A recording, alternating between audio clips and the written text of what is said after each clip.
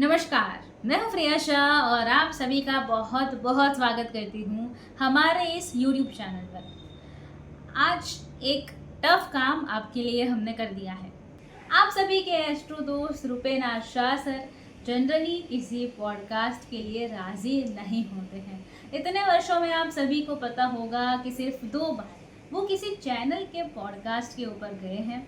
दोनों पॉडकास्ट अलग अलग चैनल पर सुपरहिट रहे हैं, किंतु आप लोगों के बहुत सारे प्रश्न आ रहे थे और हम सोच रहे थे कि अलग अलग मुद्दों के ऊपर सर को कह दे कि वो प्रेडिक्शन रखें। फिर एक आइडिया आया कि आपके ही क्वेश्चंस को कंबाइन करके एक पॉडकास्ट ही क्यों ना कर लिया जाए। तो सर को एग्री कर लिया है, he is ready to do a podcast with us. तो ज़्यादा अब देरी नहीं करते हैं और सबसे पहले उनका स्वागत कर लेते हैं। नमस्कार सर, मैं आपका बहुत बहुत स्वागत करती हूँ मेरे इस YouTube चैनल पर। वैसे तो आप दोपहर में दैनिक राशिफल लेके आने ही वाले हैं, लेकिन फिर भी पॉडकास्ट के लिए आपका बहुत बहुत स्वागत करती हूँ। धन्यवाद श्रेया जी। आपके सभी दर्शकों को मेरा प्यार भरा नमस्कार। सर, आज मैं आपसे कोई काउंटर क्वेश्चन नहीं करूँगी। जितने भी दर्शकों के क्वेश्चंस हैं वही आपको मैं पूछूंगी और आप जो कहेंगे वही प्रेडिक्शन बन जाएंगे। तो हम सब इच्छुक हैं आपके वो उत्तर जानने के लिए। रेडी? तो चलिए, सबसे पहला सवाल, कल से जो ईरान और अमेरिका का युद्ध शुरू हुआ है उसका आगे क्या होगा? ओके, अगर आपको पता हो फ्रेया, तो 15 जनवरी को एक वीडियो रखा गया था फाइनल वार्निंग करके, ठीक है ना। बहुत सी बात बताई गई थी कि मिडल ईस्ट का नंबर सबसे पहले आएगा और मिडल ईस्ट में एक बहुत बड़ा हमारे यूट्यूब चैनल का भी एक वर्ग है नियमित रूप से, तो उनका अनुरोध था कि जब भी इस प्रकार की स्थितियां आए सर तो बता दीजिएगा कि ये कब शुरू होगा ताकि हम डिसीजंस ले पाए। तो 15 जनवरी को कुछ नहीं हुआ था, ये जो 28 फरवरी से ये सब शुरू हुआ तब बताया गया था कि भाई यूएई या फिर सऊदी, कतर, ये सारे देश इन्वॉल्व हो सकते हैं। वो सारे घटनाक्रम हुए। उसके बाद मार्च के मध्य भाग में जब पाषाण युग में पहुंचाने की बातें चल रही थी, मतलब ऐसा लग रहा था कि न्यूक्लियर वेपन का भी टेस्ट हो जाए, तब हमने कहा था कि अब एक पॉज आए। ब्रह्मांडीय ऊर्जा का भी पूरा एक प्रयोग करवाया गया था, बहुत सारे लोग जुड़े गॉड्स प्लान के उस प्रयोग के साथ। आज रात को भी हम करवाने वाले हैं। सुबह हमारे यूट्यूब चैनल पर हमने एक प्रेडिक्शन रखी है कि एआई किस प्रकार से मानव का दुश्मन बनेगा। तो ये अब स्थितियां अंगारक दोष में शुरू हुई है फ्रेया जी, तो ये रुकेगा तो नहीं, लेकिन ये विनाशक वाली परिस्थितियों में भी परिवर्तित नहीं होगा, ये चलता रहेगा। हमने तब भी कहा था और हम आज भी कह रहे हैं कि ये रीजन डिस्टेबिलाइज हो चुका है। तो यहाँ पे आप पूर्ववत परिस्थितियों का तो बिल्कुल अपेक्षा नहीं रख सकते कि दुबई का पहला वाला समय या बाकी के देशों का पहला वाला समय शुरू हो जाएगा। स्पेसिफिकली कि जो कल से शुरू हुआ है, कल रात से जो इतनी हैवी बॉम्बार्डिंग हुई है, कुछ दिन अभी जाने दीजिए, ये चीज़ें भी धीरे धीरे करके शांत हो जाएगी। ब्रह्मांडीय ऊर्जा के द्वारा जो एक बहुत बड़ा प्रयास करना है, मुझे अपेक्षा है, आशा है कि आज रात को इस लाइव सेशन में बहुत सारे लोग जुड़ेंगे। ओके सर, अब अगला क्वेश्चन। मुझे तो मैं स्कूल में थी तब से आपने बताया हुआ है कि फॉरेन जाने की इच्छा थी मेरी, तो तब से आपने बताया हुआ कि बेटा वहाँ मत जाओ, वहाँ की क्या सिचुएशन होगी। उसके अलावा 2019 से आप कहते आ रहे हैं कि फाइनेंशियल क्रंच आने वाला है, तो अब वो पीरियड शुरू हो गया है, तो उसका आगे क्या होगा वो हमें जानना है। आर्थिक रूप से जो हम कहें कि बहुत बड़ा तांडव या फिर आर्थिक अभूतपूर्व आर्थिक मंदी, वो तब तक नहीं आ सकती जब तक डॉलर अपना वर्चस्व नहीं खोएगा। अभी भी डॉलर मजबूत है, इकोनॉमी यूएसए की हिलडुल गई है, लेकिन जब तक शनिदेव का गोचर मीन राशि में रहेगा तब तक डॉलर कुछ हद तक अपनी जो बादशाहत है या जो स्ट्रेंथ है वो सस्टेन करने में सक्सेसफुल रहेगा। जून 27 में शनिदेव का राशि परिवर्तन हो जाएगा, मेष राशि में शनिदेव का नया साइकिल शुरू होगा और मेष राशि में शनिदेव नीच के हो जाते हैं। तो फेब्रुआरी 2028 के सेकंड हाफ के बाद, 2028 के सेकंड हाफ के बाद आप ऐसे घटनाक्रम तेजी से देखेंगे। वैश्विक रूप से भी बहुत सारी चीजें बदल गई होगी। भारत भी अभी कई सारे देशों के साथ उनकी लोकल मुद्रा के साथ प्रयत्न कर रहा है ट्रेड करने का। पेट्रो डॉलर के लिए भी ये सारे देश एग्री नहीं हो रहे। माफ कीजिएगा, ये जब हम पॉडकास्ट कर रहे हैं नज़दीक में ही यहाँ पे कुछ कार्य चल रहा है, तो हो सकता है कि आपको थोड़ा सा बैकग्राउंड म्यूजिक सुनने को मिले अनवांटेड। लेकिन एक है ना कि भाई जब भी आप कोई अच्छा काम करने के लिए जाते हैं तो बाधाएं तो आती है, लेकिन आपदा को अवसर बना दे उसी को तो मनुष्य कहते हैं। तो फरवरी 2028 तक ये पूरा सेटअप हो जाएगा कि डॉलर अपना वर्चस्व किस प्रकार से खोएगा, और बहुत तेजी से उसके बाद डॉलर की वैल्यू गिरना शुरू होगी। और उसके बाद हम कह सकते हैं कि विश्व के कई देशों में आर्थिक व्यवस्था चरमरा जाएगी। भारतवर्ष के लिए हम कहें तो भारत, मैं पहले से कहता आ रहा हूं कि विश्व की आर्थिक व्यवस्था जो भी हो, लेकिन कंपैरेटिवली भारत की इकोनॉमी अच्छी रहेगी।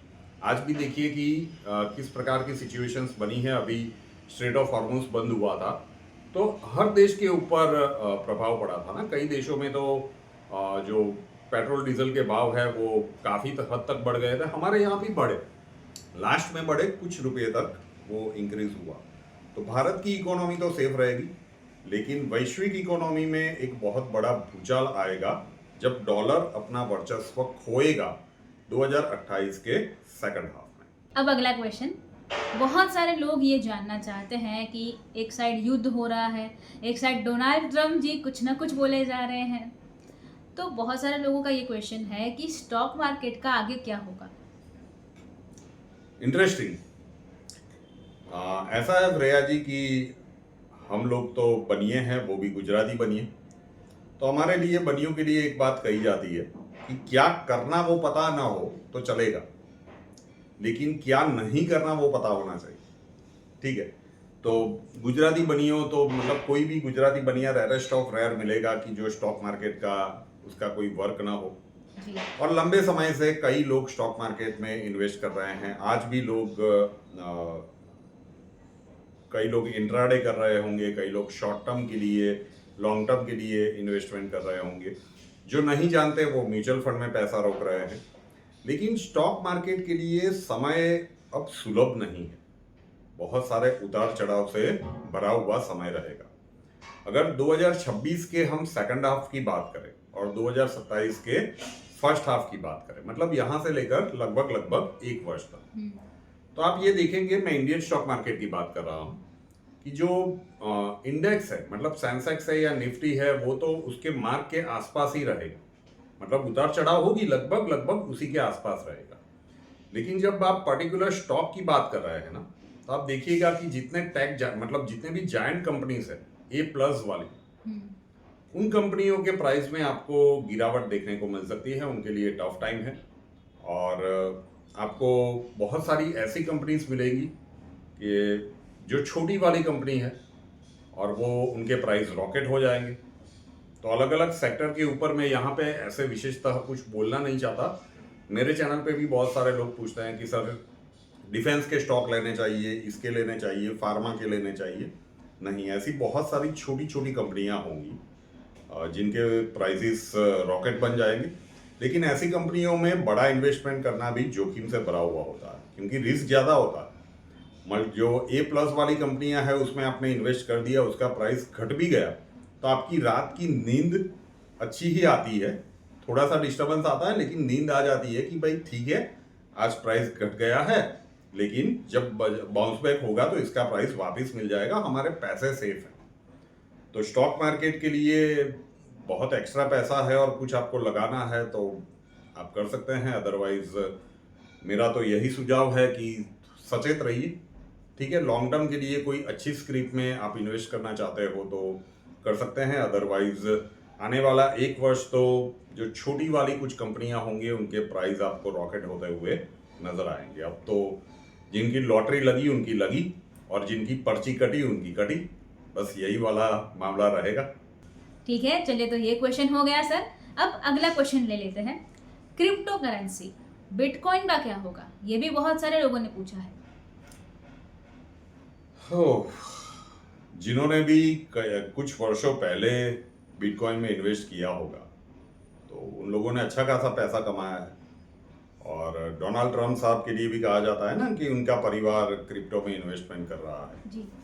तो शॉर्टर टर्म में देखें तो क्रिप्टो में उतार चढ़ाव वाली परिस्थितियां बनेगी, लेकिन गेन वाली सिचुएशंस भी बनेगी। ये मैं शॉर्टर टर्म के लिए आने वाले लगभग 1 वर्ष तक कह रहे हैं कि क्रिप्टो में आपको मुनाफा मिल सकता है अगर डीप के ऊपर आप बाय करते हैं तो। लेकिन अगर लॉन्ग टर्म में कहें तो एक दिन ऐसा आएगा कि ये क्रिप्टो वैनिश हो जाएगा, क्योंकि ये किसी देश की करेंसी नहीं है फ्रेया, ठीक है ना। वास्तविक रूप से इसका कोई अस्तित्व नहीं है, तो कौन चला रहा है किसी को मालूम नहीं है। तो आने वाले समय में ऐसा आएगा कि ये करेंसी एकदम वैनिश हो जाएगी। अब थोड़ी देर है, लेकिन वो कहता है ना कि लालच बुरी बला है। प्रॉफिट मिलता है तो बुकिंग करके थोड़ा थोड़ा सा निकल जाओ।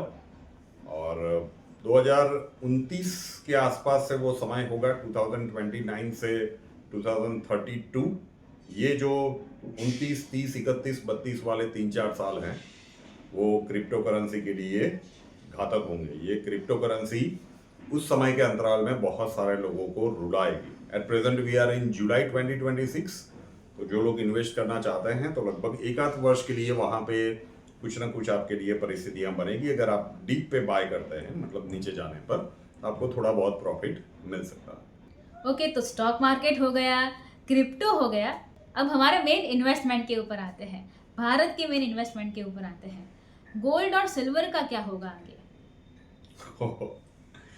ओके, प्रेशियस मेटल, मतलब ऐसा कहा जाता है कि भारतवर्ष के घरों में ही इतना सोना पड़ा हुआ है, हमारे मंदिरों में इतना सोना पड़ा हुआ है कि अगर ये बाहर आ जाए तो भारत विश्व की नंबर 1 इकोनॉमी बन जाएगा जी। अब जो खेल चल रहा है, गोल्ड का प्राइस, सिल्वर का प्राइस भी आपको पता है कि कितना तेजी से 2025 के अंत तक बढ़ा था, 1,80,000 तक पहुंच गया था। तो वो भी हम कहते आ रहे थे, 2.5-3 साल पहले का वीडियो था, भाई मैं तो गोल्ड में जा रहा हूँ। तब शायद गोल्ड का प्राइस 90,000 के आसपास था, आज मुझे नहीं पता, लेकिन 1,40,000 या 1,50,000 के बीच चल रहा है। तो सिल्वर में तो मैं तब भी कहता था, आज भी ये कह रहा हूँ कि ये जो उतार चढ़ाव देखा था ना कि 4 लाख तक पहुंच गया और फिर अचानक से 2 लाख तक नीचे आ गया, तो ये उतार चढ़ाव की स्थिति बहुत ज्यादा रहेगी। लॉन्ग टर्म के लिए तो सिल्वर भी अच्छा है। लॉन्ग टर्म के लिए आप अगर 1 महीने के लिए या 10 दिन में प्रॉफिट के लिए सोच रहे हो तो नहीं दिख रहा है। व्यक्तिगत रूप से मैंने इन्वेस्टमेंट किया हुआ है और मैं 4 या 5 वर्ष लेकर चल रहा हूँ कि अगर आप एफडी कर रहे हो या किसी स्टॉक में इन्वेस्टमेंट कर रहे हो तो गोल्ड सिल्वर, अब जिस प्रकार की आर्थिक स्थितियाँ बदलेगी, अभी के लिए क्या है कि किसी ने वो यूनिट खरीद ली है, अभी तो है ना कि आप खरीद सकते हैं गोल्ड के यूनिट, फिजिकल गोल्ड जो नहीं खरीदना चाहते हैं वो, तो वहाँ पे वो अरे इतना बढ़ गया, इतना घट गया, आपको अभी बेचना नहीं है तो आप फिजिकल गोल्ड खरीद के रखो, क्योंकि ऑनलाइन ये जो चल रहा है ना उसमें हो सकता है कि सिंडिकेट चल रही हो, एक कार्टेल चल रही हो और वो आपको कमाने ना दे। तो जितना भी थोड़ा बहुत हो सके उतना फिजिकल गोल्ड खरीद के आप रखो। लॉन्ग टर्म में रखते हो तो आने वाले वर्षों में मुझे गोल्ड की प्राइस 4 to 5 लाख रुपीस पर 10 ग्राम पहुंचती हुई दिख रही है। 1,40,000 50,000 कोई प्राइस ही नहीं है। लॉन्ग टर्म में अच्छा खासा सेफ रिटर्न गोल्ड देने के लिए जा रहा। ओके, अब स्टॉक मार्केट हो गया, क्रिप्टो हो गया, गोल्ड और सिल्वर हो गया, लेकिन अब कई लोग पूछ रहे हैं कि और कहाँ पैसे लगाएं? इच्छाओं का तो ऐसा है फ्रेया कि अंत नहीं होता, ठीक है बेटा। तो और अगर आपको कहीं पे आने वाले समय में प्रॉफिट चाहिए, इन्वेस्टमेंट करना चाहिए, तो आपके एस्ट्रोदोस का ये प्रिडिक्शन है या वाणी है या फिर कैलकुलेशन है, ये जो अल नीनो वाला अभी मामला बनाना, यूरोप गर्मी में झुलस रहा है।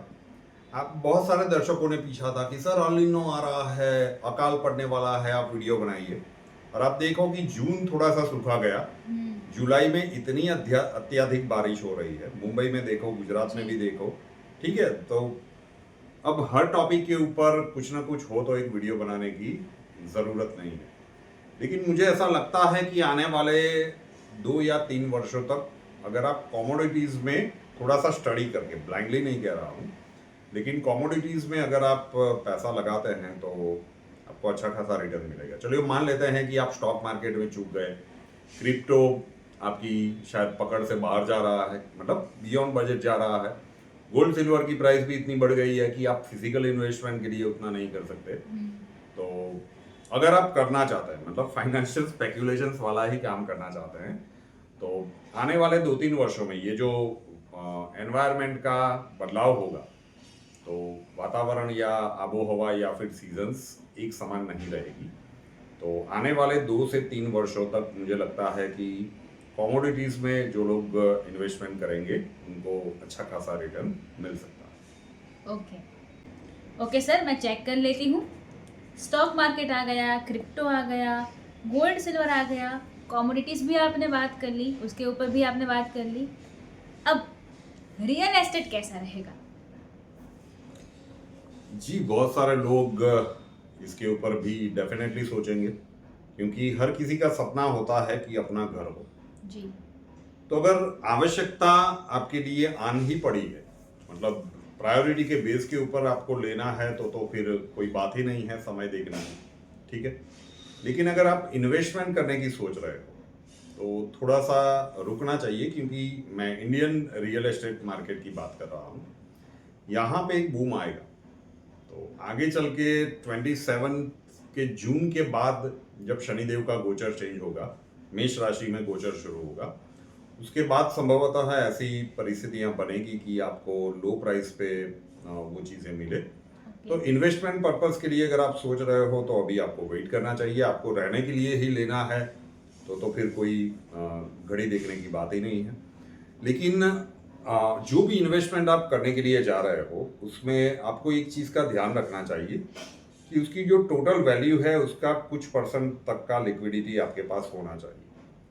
टोटली अगर आप लोन के ऊपर डिपेंडेंट है तो जिस प्रकार की स्थितियां अभी मार्केट में चल रही है, कि मान लीजिए आपने एक बहुत बड़ी लोन ले ली, अभी आपके पास अच्छी जॉब है तो सारा ईएमआई वगैरह अच्छे से कट रहा है, लेकिन 6 महीने के बाद कंपनी में मतलब रिसेशन आ गया और कई लोगों को निकाल दिया गया, तो फिर बड़ी दिक्कत हो सकती है।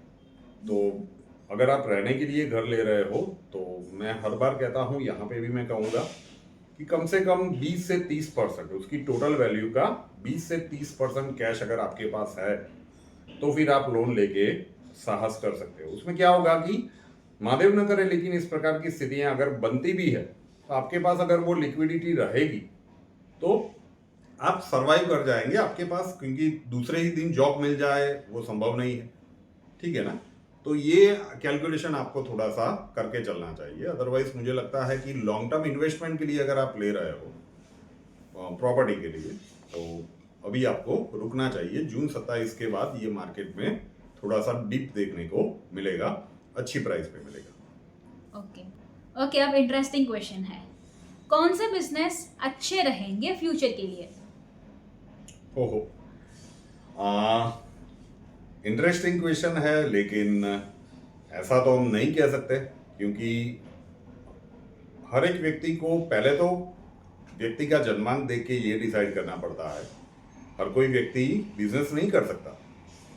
कुंडली में लिखा हुआ होता है कि ये जॉब ही करेगा और उसका प्रोग्रेस वहीं पे है, और कुंडली में ये भी लिखा होता है कि ये बिजनेस करेगा, और बिजनेस जब करने लगते हैं तो वो बिजनेस किस चीज़ का वो करेंगे वो पर्टिकुलर कुंडली के ऊपर से ही डिपेंड करता है। आप और हम यूट्यूब चैनल चला रहे हैं क्योंकि दोनों के व्यक्तिगत जन्मांक में देवगुरु बृहस्पति अच्छी अवस्था में है, तो ज्ञान के क्षेत्र में आप जो भी प्रयास करेंगे, और राहु अच्छी अवस्था में है, तो सोशल मीडिया के माध्यम से जब आप प्रयास करेंगे तो आपको सफलता मिलती है। तो उसके उदाहरण कैमरे के दोनों साइड पे बैठे हुए हैं आप और हम। लेकिन ये सोचकर हर कोई अगर ये करने के लिए जाए तो उनको सफलता नहीं मिलेगी। लेकिन फिर भी ऑन जनरल टर्म अगर हम कहें कि आने वाले समय में कौन से बिजनेस अच्छे रहेंगे। तो दो ऑप्शंस हम आपके व्यूअर्स को देते हैं कि चलो मान लेते हैं कि आपके पास बिजनेस चूज करने की आज़ादी है, आप क्या करना चाहेंगे। आप एक इलेक्ट्रॉनिक्स का बड़ा शोरूम खोलना चाहेंगे या फिर एक ग्रोसरी स्टोर बड़ा वाला खोलना चाहेंगे। तो अगर आप वो इलेक्ट्रॉनिक्स के शोरूम के ऊपर जाना चाहते हो ना, तो आपके लिए रिस्क है। आपको बिजनेस ऐसा चूज करना चाहिए कि जिसकी कोई सीजन ना हो, जिसकी डिमांड 365 डेज रहे। आने वाले समय में ऐसे ही छोटे छोटे जो जिसे हम गृह उद्योग कहते हैं ना, लोकल मतलब ब्रांड के ऊपर, ब्रांड का जमाना आने वाले समय में जाने वाला है। अभी भी हमारे मॉल्स में जाते हैं ना, तो कई सारे ब्रांड्स के शोरूम है। इवन आपने भी जो पहना है, मैंने भी जो पहना है, वो ब्रांड वाले ही कपड़े हैं। लेकिन आने वाले समय में जिस भी क्षेत्र में आप रह रहे हो, मैं भारतवर्ष की स्पेशली बात कर रहा हूँ, तो भारत के अंदर जो लोकली बिजनेस करेंगे उनके लिए समय काफ़ी अच्छा आने वाला है। मैं ये नहीं कह रहा हूँ कि हर किसी को गृह उद्योग की ओर जाना चाहिए, लेकिन छोटे स्तर पे आप सोच लो और जो आप करने के लिए जा रहे हो उस बिजनेस की डिमांड कैसी है उसके ऊपर आप विचार कर लो। तो वहाँ से जो आप बेस बनाएंगे तो ऐसे बिजनेसेस में आपको बहुत ज़्यादा फायदा मिलेगा। चलिए, बहुत सारे क्वेश्चन पूछ लिए, अब एक लास्ट क्वेश्चन सर, आईटी और एआई का फ्यूचर क्या रहेगा सर? आईटी के लिए फ्रेया, हमने कुछ वर्ष पहले एक प्रिडिक्शन दी थी जी। कि एक समय ऐसा आ रहा है कि जब इंटरनेट बाधित होगा। अब बहुत सारे ज्ञानी महात्मा तब हंस रहे हैं। अब यूएस ईरान का जो वॉर हुआ ना, इसमें ईरान ने एक बार धमकी दी थी कि समंदर के नीचे के केबल को हम काट देंगे। महादेव की कृपा से हुआ नहीं है, लेकिन आईटी में अब क्योंकि एआई आ गया है तो आईटी वालों का टेंशन बढ़ गया है। रिसेशन बहुत सारी कंपनीज कर रही है। कंसल्टेशन में भी वीडियो कंसल्टेशन जो लेते हैं ना, मतलब जिनके बच्चे वहां पे अच्छी कंपनी में अच्छी पोजीशन पे जॉब कर रहे हैं, मैंने तो ऐसे भी केसेस देखे हैं कि मतलब घर वगैरह बड़ा सा खरीद लिया क्योंकि अर्निंग अच्छी हो रही थी, और हमारे जैसा नहीं है, अगले दिन कह दिया कि ओके भाई यू आर फायर, कल से आने की ज़रूरत नहीं है। तो बहुत सारी चीज़ें शुरू हो गई। तो आईटी के लिए समय थोड़ा सा टफ रहेगा। मतलब जो लोग भी आईटी में हैं उनको अपग्रेड होना पड़ेगा एआई के साथ। जो सीखते रहेंगे उनके लिए ये संघर्ष वाला समय निकालना थोड़ा सा सही रहेगा। और 29 के 32 2029 से 2032 के बीच में हमने कहा कि बहुत बड़े ट्रांसफॉर्मेशन का समय है और संभव है कि वहाँ पे इंटरनेट भी बाधित हो। तो आईटी वालों के लिए आने वाले कुछ वर्ष थोड़े से टफ रहेंगे। एआई की बात करें तो मेरे यूट्यूब चैनल पर आज सुबह ही मैंने एक वीडियो रखा था कि एआई बनेगा मानव का दुश्मन। अब कई लोगों को फैंटेसी स्टोरी लग सकती है। Actually when I was in college, मैंने विल स्मिथ का एक मूवी देखा था, आई रॉबोट। तो वही चीज़ है कि एआई इतनी डेवलप होगी कि अभी एआई प्रोग्रामिंग से हमारे लिए बेटर बनता जा रहा है। बहुत सारे ह्यूमंस का काम एआई कर रही है, we can do wonders with that. लेकिन आगे चल के एआई अपना खुद का दिमाग लगाएगी और अपना डोमिनेंस, मतलब वहाँ से मनुष्य और एआई के बीच में एक गतिरोध पैदा होगा डोमिनेंस का।